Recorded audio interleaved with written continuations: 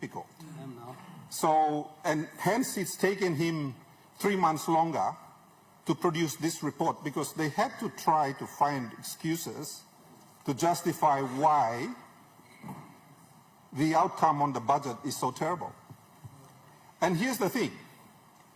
I want to say to the government, if you are going to, as you work on the next budget, can you be honest in the next budget?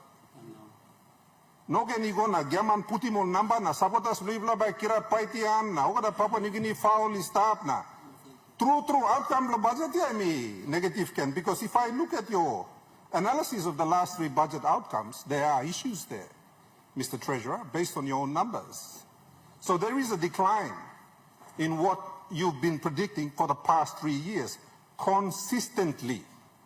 So this area where we find ourselves in today is not an accident. We've been arriving. All of the actions that have been going on in government over the past 6 years has now beat us in the proverbials.